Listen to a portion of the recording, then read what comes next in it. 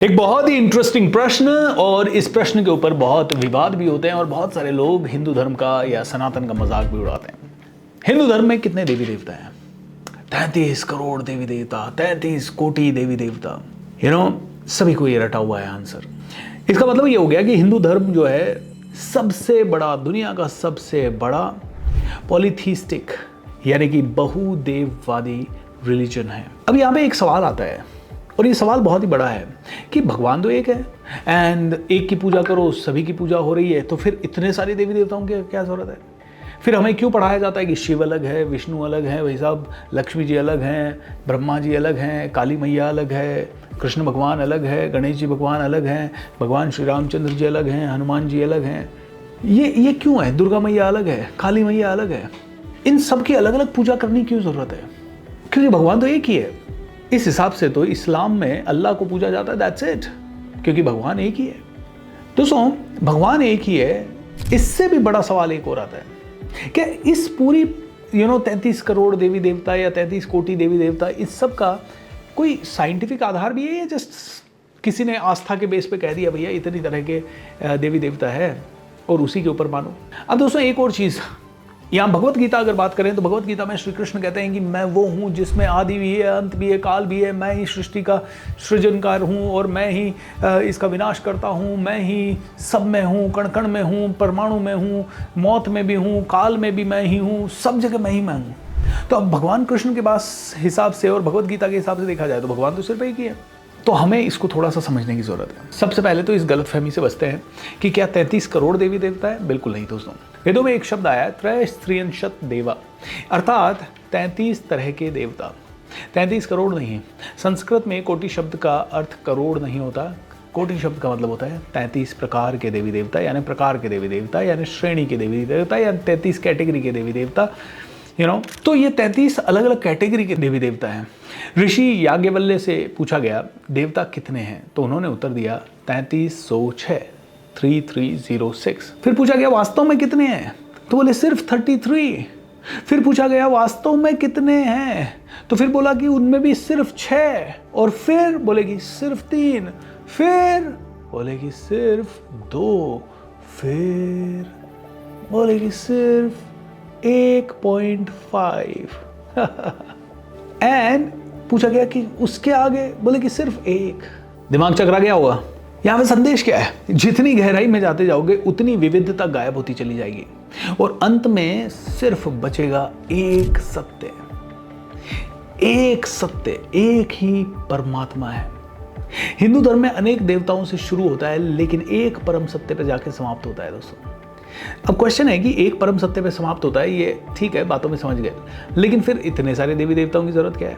एक मिनट के लिए देखते हैं। आपके घर में पंखा भी है, फ्रिज भी है, एसी भी है, कूलर भी है, लाइट भी है, टीवी भी है, मोबाइल का चार्जर भी है, सब कुछ है। अब सब दिखते अलग अलग है, करेक्ट और नॉट? सभी अलग अलग तरीके से काम भी करते हैं, सभी का टास्क भी बटा हुआ है, लेकिन बिजली कितनी है? सिर्फ एक। वैसे ही शक्ति भी दोस्तों एक ही है। चाहे देवी देवता हो, चाहे इंसान हो, चाहे राक्षस हो, सभी की शक्ति को चलाने वाला एक ही परम पिता परमेश्वर है। ऋग्वेद का एक प्रसिद्ध मंत्र है, एकम सद्विप्रा बहुधा वदंती। इसका मतलब यह है कि सत्य सिर्फ एक है, ज्ञानी उसे अलग अलग नामों से पुकारते हैं। दोस्तों, यही हिंदू धर्म का सबसे मूल दर्शन है। अब सबसे महत्वपूर्ण भाग ये है, देवताओं को केवल सिर्फ मूर्तियां मत समझिए, वे यूनिवर्सल प्रिंसिपल्स हैं, कॉस्मिक फोर्सेस हैं, साइकोलॉजिकल आर्कटाइप्स हैं। जैसे भगवान शिव हैं, वो रिप्रेजेंट करते हैं ट्रांसफॉर्मेशन को, डिटैचमेंट को, मेडिटेशन को, डिस्ट्रक्शन ऑफ योर ईगो को। शिव का जो तीसरा नेत्र है वो ज्ञान, अवेयरनेस, हायर कॉन्शियस, इसको रिप्रेजेंट करता है। कहते हैं कि जब पुराना टूट जाता है तभी नया जन्म लेता है, इसीलिए शिव विनाश नहीं परिवर्तन है। अब बात करते हैं अगर विष्णु की, तो Vishnu represents preservation, order, stability, universe को सस्टेन करने वाली सबसे बड़ी शक्ति।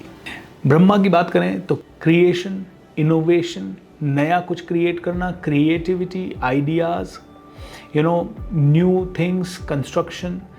अगर माँ लक्ष्मी की बात करें तो सिर्फ पैसा ही नहीं है, प्रॉस्पेरिटी है, विजडम, प्रॉस्पेरिटी है, अबंडेंस है, हरियाली है, अपॉर्चुनिटीज़ है, न्यू रिसोर्सेज हैं, नेचुरल रिसोर्सेज हैं।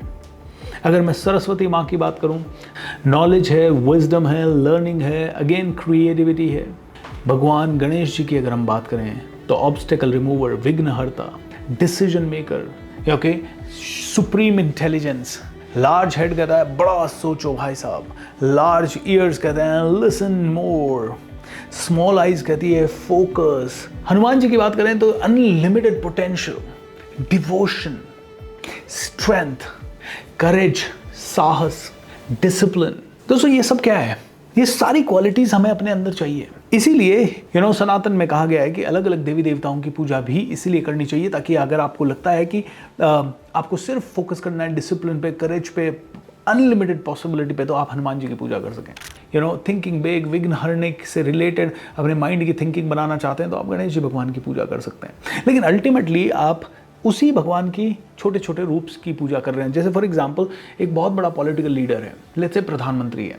प्रधानमंत्री के नीचे बहुत सारे मुख्यमंत्री हैं, उनके नीचे बहुत सारे मंत्री हैं और उनके नीचे बहुत सारे छोटे मोटे डिपार्टमेंट के हेड्स होंगे। अब अगर आपको कोई भी काम करवाना है तो क्या डायरेक्ट आप प्रधानमंत्री तक जाओगे? Probably not. अगर आपको कोई आपके सिटी लेवल का काम है तो एक छोटे मोटे मिनिस्टर को बोल दिया आपने, या मिनिस्टर के पीए को बोल दिया, या उसके भी नीचे के किसी व्यक्ति को बोल दिया, एंड वो काम हो जाता है। जब थोड़ी सी और बड़ी शक्ति की जरूरत है तो आप फिर सुप्रीम पावर तक चले जाते हो, आप प्रधानमंत्री तक चले जाते हो, अगर आपको बहुत ज़्यादा बड़ा परिवर्तन कोई लाना है तो। अल्टीमेटली सारा का सारा सिस्टम जो है वो प्रधानमंत्री का ही है। अगर नीचे का कोई व्यक्ति काम नहीं करता तो भी लोग किसको ब्लेम करते हैं? प्रधानमंत्री ढंग का नहीं है, इस प्रधानमंत्री के आड़ में ये हो रहा है, ऐसा हो रहा है। कहीं दूर किसी कंट्री के किसी भी भाग में कुछ हो जाता है तो वो सारी गालियाँ उस प्रधानमंत्री को या राष्ट्रपति को या जो भी सुप्रीम हेड है उसी को पड़ती है। तो कहने का मतलब है कि दोस्तों सब कुछ जुड़ा हुआ है। दोस्तों ये इसलिए भी ज़रूरत है क्योंकि हमारा ब्रेन जो है ना वो बहुत ही इंटरेस्टिंग है। आपका दिमाग अलग अलग तरह के क्षेत्रों में काम करता है। मेमोरी भी है, क्रिएटिविटी भी है, लैंग्वेज भी है, इमोशन भी है, डिसीजन मेकिंग भी है, एनालिसिस भी है, फोकस भी है, एनर्जी को ट्रैक करना भी है। तो अलग अलग दिशा में काम करता है ना। लेकिन दिमाग तो एक ही है ना, इसके फंक्शंस अलग अनेक हैं। तो जितने भी देवी देवता हैं उससे वो अलग अलग फंक्शंस के लिए बने हैं। वरुण देव है, वायु देव है, अग्नि देव है, ये अलग अलग चीज़ों के लिए बने हैं। लेकिन इन सब के पीछे की परम चेतना, इन सब के पीछे की सुप्रीम कमांडर, सुप्रीम लीडर एक ही है। एक सफ़ेद प्रकाश से अगर प्रिज्म को गुजारो ना तो 7 अलग अलग रंग बन जाते हैं। क्या ये सातों रंग अलग अलग है? बिल्कुल नहीं। क्या ये प्रकाश अलग है? बिल्कुल नहीं। यही हिंदू धर्म है दोस्तों। देवता अलग अलग कलर के हैं एंड प्रकाश अल्टीमेट है। अब बहुत ही सम्मानपूर्वक ये समझते हैं कि इस्लाम या क्रिश्चियनिटी से रिलेटेड किस तरह का अंतर है। अब इस्लाम क्या कहता है? ईश्वर एक है, बिल्कुल, कोई रूप नहीं है, निराकार है, अल्लाह ही सब कुछ है, कोई उसकी प्रतिमा नहीं है। वो ही है जो सारी प्रतिमाओं को बनाता है, वो ही है जो सब कुछ चलाता है। ऑलराइट। क्रिश्चियनिटी में एक ही गॉड के बारे में बात किया गया है, एक ही सेवियर है, एक ही डिवाइन पाथ है, उसी के बारे में, उसी को पूजा गया है। एंड हिंदू और सनातन धर्म क्या कहता है? हिंदू और सनातन धर्म भी कहता है हाँ, ईश्वर एक ही है, लेकिन मनुष्य अलग अलग प्रकार के हैं, इसलिए मार्ग अनेक हो सकते हैं। हर किसी की कैपेसिटी अलग है, हर किसी की पोटेंशियल अलग है, हर किसी की ज़रूरत अलग है। पर्वत एक ही है लेकिन उस पर चढ़ने के रास्ते अलग अलग होते हैं। किसी को भक्ति पसंद है तो किसी को ध्यान पसंद है, तो किसी को सेवा पसंद है, तो किसी को कर्म पसंद है, किसी को ज्ञान पसंद है, किसी को ये सारी चीज़ें पसंद है। तो इसीलिए दोस्तों कहते हैं कि सनातन जो है वो बहुत ही साइंटिफिक है। वो इसलिए साइंटिफिक है क्योंकि एक आदमी जो इस समय बहुत ज़्यादा परेशान है और उसे पैसा चाहिए, वो इमीडिएटली उसको फोकस करवाने के लिए एक प्रतीक दे दिया गया है कि तुझे पैसा चाहिए, लक्ष्मी माँ की पूजा कर, ताकि उसके ब्रेन में बचपन से ही ये डाल दिया गया है कि लक्ष्मी मतलब पैसा, लक्ष्मी मतलब पैसा, लक्ष्मी मतलब प्रॉस्पेरिटी, लक्ष्मी मतलब दिस।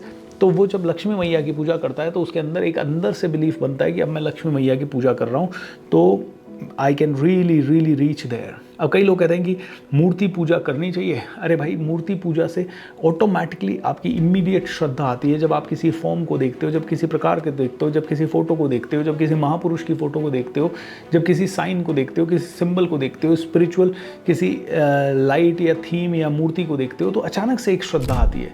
सो उसके लिए एक साधारण आदमी इतना परिपक्व नहीं है कि वो पहले फॉर्मलेस के अंदर ही गॉड को विजुअलाइज कर ले और फिर श्रद्धा ले आए। बहुत मुश्किल हो जाता है। सो हिंदू धर्म कहता है कि भाई तुम जहाँ जाओ वहीं से हम तुम्हें स्वीकार करते हैं। भगवत गीता कहती है जो जिस भाव से मुझे प्राप्त करना चाहता है मैं उसी भाव से उसे प्राप्त हो जाता हूँ अर्जुन, मैं उसी भाव से उसे प्राप्त हो जाता हूँ। इसीलिए दोस्तों हर धर्म के अलग अलग उद्देश्य होते हैं। देवताओं की संख्या गिनना आपका और मेरा उद्देश्य नहीं होना चाहिए। हमारा उद्देश्य यह है कि उन गुणों को भीतर से जगाना जो कि लक्ष्मी के गुण हैं, जो कि हनुमान जी के गुण हैं, जो शिव के गुण हैं, जो विष्णु भगवान के गुण हैं, जो ब्रह्मा जी के गुण हैं, जो अगर आपकी चेतना में है। लक्ष्मी बाहर से नहीं आती, आपके अंदर से जागती है। समृद्धि की क्षमता आपके अंदर है, सरस्वती आपके अंदर है, ज्ञान आपके अंदर है, हनुमान जी भी आपके अंदर है, हनुमान जी की ताकत और साहस भी आप ही के अंदर है, उनका बल भी आप ही के अंदर है, अनलिमिटेड पोटेंशियल भी आप ही के अंदर है। सो बस आपको ये बार बार बताना कि आपके अंदर ही ये सारे देवी देवता हैं। सभी 33 प्रकार की अलग अलग शक्तियाँ आपके अंदर मौजूद है, उन शक्तियों के अलग अलग प्रकार आपके अंदर मौजूद हैं। इसीलिए कितने भगवान हैं? भगवान तो सिर्फ एक ही है, रूप अनेक है, तेरा रूप अनेक तू एक ही है। अभिव्यक्तियाँ अपनी अलग अलग है।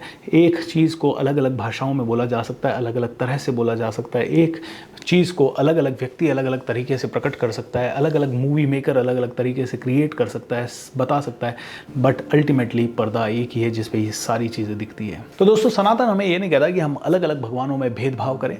सनातन धर्म हमें सिर्फ एक ही चीज़ कहता है, हर रूप में उसी को पहचानो। यहाँ पे देखिए हनुमान जी वानर रूप में थे, एंड नरसिंह अवतार आया जो सिंह के रूप में है, एंड अलग अलग तरह के अवतार आए और अलग अलग तरह के फॉर्मेट में भगवान आए। गणेश जी भगवान का सर हाथी का दिया गया है। अलग अलग रूप में हर जगह उसी को खोजो, बंदरों में भी उसी को खोजो, पेड़ पौधों में भी उसी को खोजो, जल में भी उसी को खोजो, अग्नि में भी उसी को खोजो। हिंदू धर्म कहता है कि जब सारी चेतना एक ही है, एक ही परमपिता परमेश्वर से बनी है, प्रकार अलग अलग है, अग्नि का प्रकार, वायु का प्रकार, पानी का प्रकार, तो हर एक प्रकार में उसको ढूंढो, उसको खोजो, उसको जानो, उसको पहचानो, तभी आप वहाँ तक पहुँच सकते हो जहाँ तक पहुँचने की यात्रा आपने जाने या अनजाने में शुरू कर दी है। उम्मीद करता हूँ कि ये एक्सप्लेनेशन और ये थोड़ी सी हमारी मेहनत आपको पसंद आई होगी। अगर आपके कोई सवाल हैं तो नीचे कमेंट बॉक्स में ज़रूर लिखें। चैनल को सब्सक्राइब कर लें, ज़्यादा से ज़्यादा लोगों के साथ शेयर करें। Lots of love and thank you. ये वीडियो हर उस इंसान को ज़रूर भेजें जो कि धर्म का मजाक उड़ाता है, अलग अलग धर्मों को कंपेयर करता है, अलग अलग धर्मों को एक दूसरे